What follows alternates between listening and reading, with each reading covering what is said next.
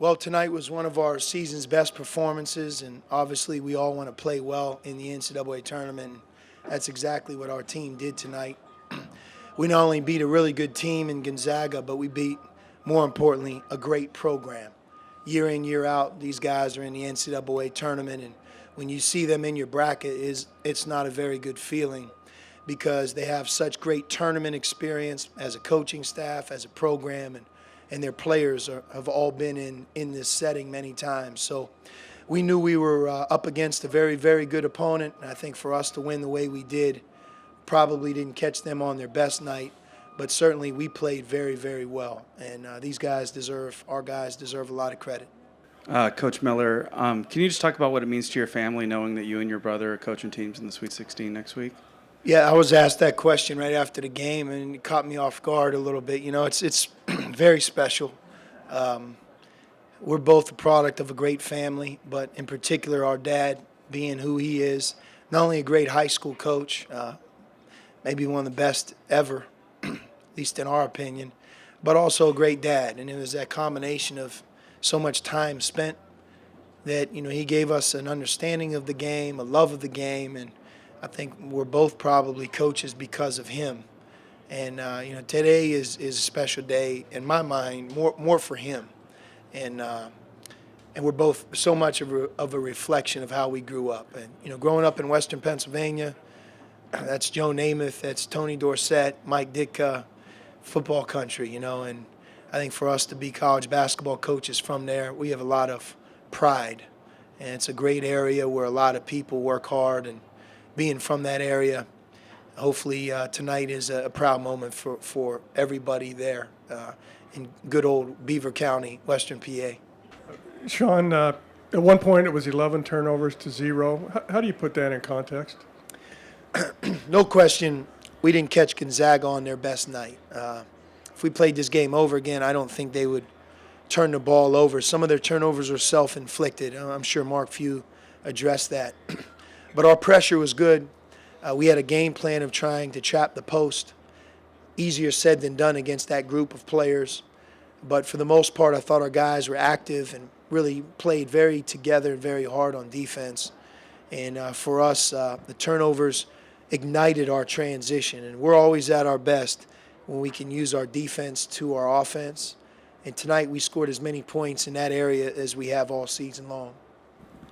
Sean, with the success that you've had, you've often been called the best coach who hasn't reached a Final Four. Is that something that you take as a compliment? Is that a list you're eager to get off of? How do you look at that? Of course, I'd like to get off that list, but you know, the way I look at it is, you know, every year you give yourself a chance to compete for a Pac-12 championship, compete for a Pac-12 tournament championship. You know, we've been in the championship game of our own conference tournament 3 times. We've lost really 3 heartbreakers. But as much as you focus on the end, you also got to focus on, well, we're there, and that's more important. And I think for us, you know, this is our 3rd time in the Sweet 16 in the 5 years I've been at Arizona. And what we have to do is be ourselves. You know, it's going to happen if we continue to do things the right way. And you need some good fortune. Coach Olson talks about that all the time. Some of the greatest teams in our program's history didn't reach the Final Four.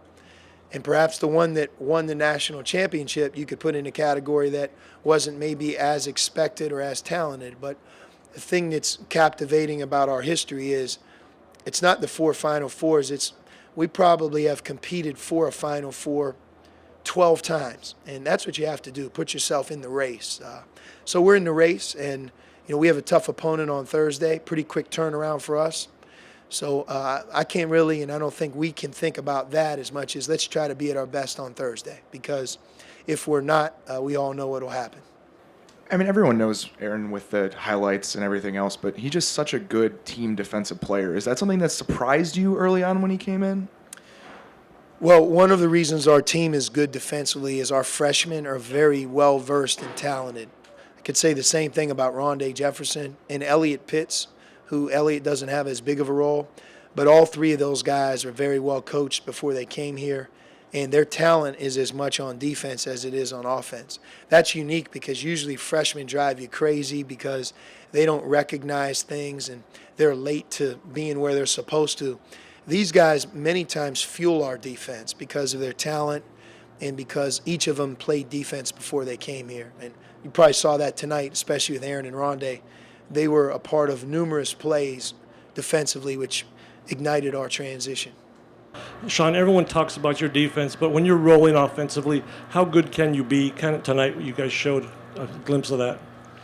Well, it takes a lot of pressure off of our ability to win. I mean, you want to be good on both. We don't aspire to just be good on defense. We want to be good on offense and defense. And for us to continue to win in this tournament, we're going to have to do that. The one thing that I'll tell you is our offense is a little deceiving because we've been such a bad free throw shooting team that sometimes if you look at our statistics and you make us an average free throw shooting team, or we make them, like tonight we made them better than we normally do, you see more points go on the board. You know, our game against UCLA in the Pac-12 championship, not only were we 6 for 16 from the foul line, but 2 of them were front ends of a 1-and-1. I mean, we left, in essence, 12, 13 points at the table. And at the end, you say, boy, they struggled to score.